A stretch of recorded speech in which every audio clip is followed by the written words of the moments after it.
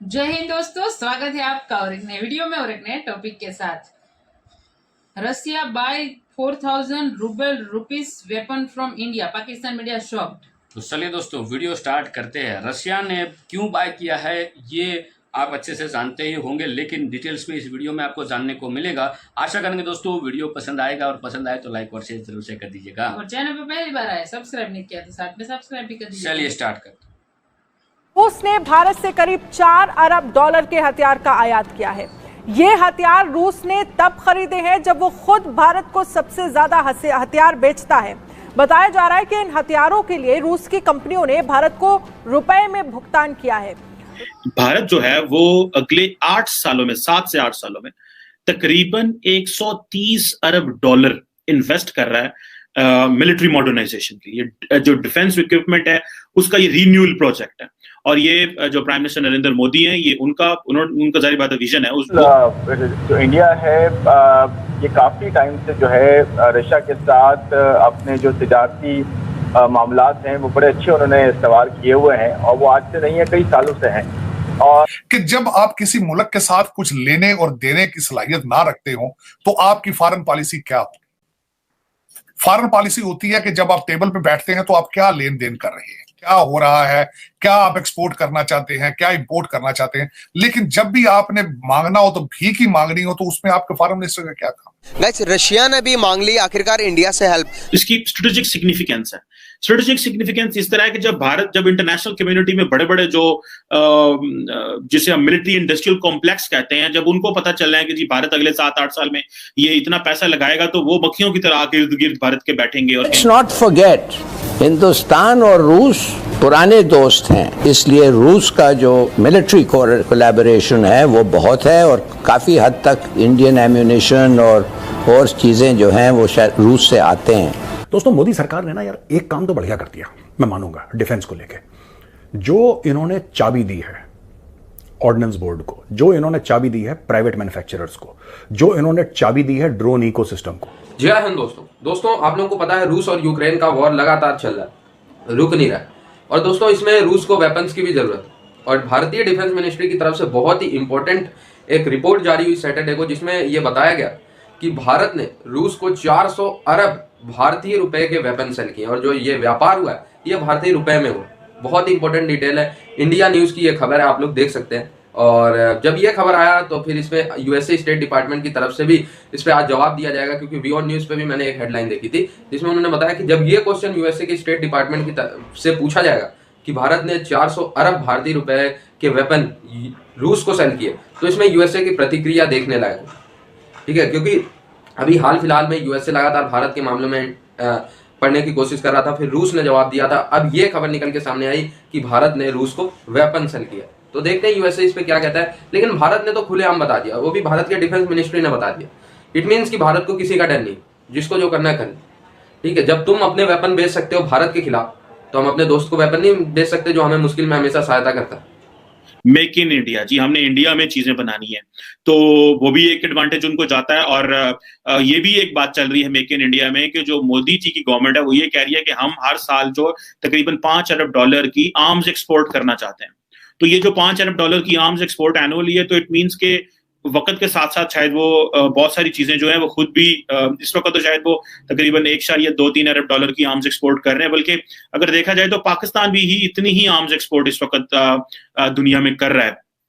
और इकोनॉमी के हवाले से भी बात की जा सकती है, लेकिन ये सिर्फ 130 अरब डॉलर तो व्यूअर्स ये हैं जो अगले 7-8 साल में लगा रहे हैं। लेकिन इससे पहले भी इंडिया ने वो कम पैसा नहीं लगाया। पिछली जो डेकेड गुजरी है, 10-15 साल गुजरे हैं, इंडिया ने कुछ 100 अरब डॉलर से ज्यादा का जो पैसा वो है वो ऑलरेडी लगा चुका है। सिग्निफिकेंस है, स्ट्रेटेजिक सिग्निफिकेंस इस तरह है कि जब इंटरनेशनल कम्युनिटी में बड़े बड़े जो जिसे हम मिलिट्री इंडस्ट्रियल कॉम्प्लेक्स कहते हैं, जब उनको पता चल रहा है कि जी भारत अगले 7-8 साल में ये इतना पैसा लगाएगा तो वो मक्खियों की तरह आगे इर्द गिर्द भारत के बैठेंगे और कहेंगे कि भाई देखो इस मुल्क ने मिलिट्री मॉडर्नाइजेशन करनी है, हम इसको क्या क्या दे सकते हैं। मिसाल के तौर पे जो इंडियन एयरफोर्स है वो तकरीबन 114 मीडियम फाइटर्स खरीदना चाहती है। तो जो भी फिर कंपनियां हैं, बोइंग, लॉकहीड मार्टिन, साब, मिग, तो ये सारे के सारे वो समझते हैं कि ये तकरीबन $25 अरब का प्रोजेक्ट है, तो क्यों ना हम इसके ऊपर जाके बैठ जाएं। और भारत के वो जाहिर बात है वो चाहेंगे कि हमें इस चीज को कैश इन करना चाहिए और वहां से ये पैसा निकालना चाहिए भारत से। तो ये एक इसकी स्ट्रेटेजिक सिग्निफिकेंस है। अदर देन कि वो क्या करते हैं उसके बाद में उसको क्या फायदा होगा इंडिया को, वो एक और पॉइंट रह जाता है। लेकिन जब ये फैसला होगा कि हमने ये पैसा लगाना है, तो बड़े बड़े ममालिक जो है उनके तेवर बदल जाएंगे भारत की तरफ कि भाई इस मुल्क ने इतने पैसे लगाने हैं, सो लिहाजा इनके साथ जो है वो ताल्लुकात की जो नोयत है वो बदली जाए। उसी के साथ अगर देखा जाए तो जिसे अगर इस एजिंग मिलिट्री मशीन को ठीक करना है, तो आप ये समझ लें कि भारत जो है वो तकरीबन 3% अपनी जो जीडीपी का है वो डिफेंस पे लगा रहा है। इवन कि अगर आप कहें कि यूरोप जैसे मुल्क जो है वो इतना नहीं लगा रहे, लेकिन बहुत से यूरोप के ममालिक नहीं लगा रहे, लेकिन भारत को पता है कि हमें हमारे जो, क्योंकि 2 फ्रंट वार की बात करते हैं जी, कि पाकिस्तान भी है, चाइना भी है, 2 फ्रंट वॉर डिस्कस अक्सर होता है, तो वो उसमें जाहिर बात है वो जाना चाह रहे हैं। तो इस हवाले से वो उनको अपना एक्सपेंसेस बढ़ाने पड़े नरेंद्र मोदी के दौर में। आगे देखा जाए तो इसमें बहुत ज्यादा मेमोरेंडम ऑफ अंडरस्टैंडिंग, जिन्होंने अक्सर MOUs कहते हैं, जो हुए तकरीबन 201 मेमोरेंडम ऑफ अंडरस्टैंडिंग इन्होंने रिसेंटली साइन किए हैं अपनी प्रोजेक्ट को लॉन्च करने के लिए, बाकी लोगों से कुछ चीजें लेने के लिए। और ये इंडियन डिफेंस इंडस्ट्री जो है उसकी एक स्ट्रेंथ भी है, एक अपॉर्चुनिटी भी है, और ये पब्लिक एंड प्राइवेट सेक्टर जो है वो बहुत ऊपर आएगा, क्योंकि जो प्राइवेट जो सेक्टर है पूरी दुनिया के, जो उन्होंने अपनी कंपनियां इंडिया में आके बना ली हैं, जैसे लॉकहीड मार्टिन वगैरह इंडिया में बैठे हुए हैं, और उन्होंने ये कहा है कि जी इंडिया एक क्रिटिकल मार्केट है। तो जब आपको ये पता चलेगा कि मिडिल ईस्ट में तो कॉन्फ्लिक्ट्स नीचे जा रहे हैं और पाकिस्तान इंडिया जो है उनके मामला तो खराब हैं, और लेकिन इंडिया जो है वो चाइना का मुकाबला करने के लिए और पाकिस्तान का मुकाबला करने के लिए अपनी मिलिट्री मॉडर्नाइजेशन कर रहा है, तो जाहिर बात है फिर वो फायदा है इंटरनेशनल कम्युनिटी को होगा जो इस तरह के इक्विपमेंट रखते हैं। लेकिन इंपॉर्टेंट चीज ये है कि वो लॉकहीड मार्टिन हो या बाकी कंपनियां हो, वो ज्वाइंट वेंचर करते हैं भारत के साथ, और वो जो ज्वाइंट वेंचर है वो लीगल लोकल कंपनियों के साथ करते हैं, जैसे टाटा ग्रुप हो गया, उसके साथ मिलके छोटे मोटे ज्वाइंट वेंचर कर लिए, ताकि इंटरनेशनल वो ये भी एक तासुर जो जाता है जो प्राइम मिनिस्टर मोदी ने रखा हुआ है कि जी हम मेक इन इंडिया की बात करते हैं,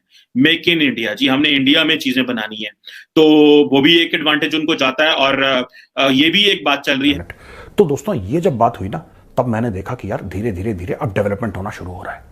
फिर मैंने पढ़ा कि जो ब्रह्मोस एरोस्पेस है उसको बोल दिया कि 2025 के बाद आपका सालाना जो सेल्स हैं वो $5 अरब की होनी चाहिए। उनको टारगेट मिल गया $5 अरब का। अब 32.5% पिछले साल से, जो 22-23 का था ना, वो 23-24 में 32.5% ग्रोथ करा। आप ये तो बहुत ही खतरनाक ग्रोथ है। ऐसे हो तुम लोग, the Americans want to know, the Europeans want to know, everybody wants to know. ये करते कैसे? दोस्तों कुछ बात नहीं है, बात सिर्फ ये है कि इनकी बीड़ियां खुल दी गई हैं और कोई बात नहीं है।